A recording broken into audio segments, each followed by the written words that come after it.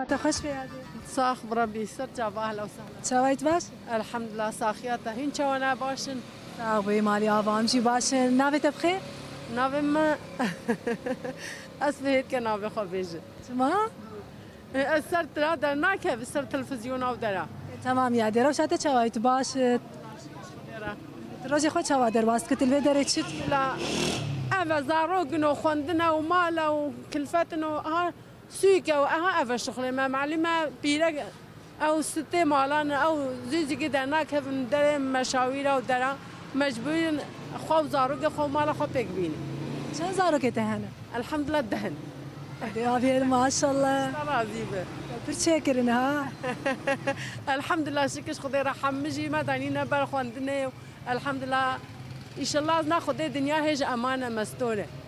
مال مانه یاد حمو. يا خدای الحمد لله چهار مداینه هیچ دو ماینه برگه مجی الحمد لله خدای دو مزوجن دو نمزوجن الحمد لله شکرش خدای را خدای واد پاریز بله یادی 2020 سال 2020 بود چاوا و سال خوش بود چاوا خدای سال الحمد لله اداره نود اللي ما خوشه اللي ما نجد عالمي حميره امجي تباي فيق عالمي جو دنياي بشكل عام نوى قال خوشه معلمه كورونا وايش وفلانه وبيفانه ومعيشات زحمته ها افا خد يعني تبيج نخوش بو خدي بل بي نخوش بي بس بشكي زحمتي هدي يا خدي جبود 2021 هيفيتا شنو تسواز سالك تشاول بيشيامه خدي هيفيه معه الدنيا خوش به وام حمي عيالي ما فقرن ودنيا سر عالمي حميه سفق به وامجي تباو ومعيشات خوشتر به وعالمي تشيتر هاجمه هبه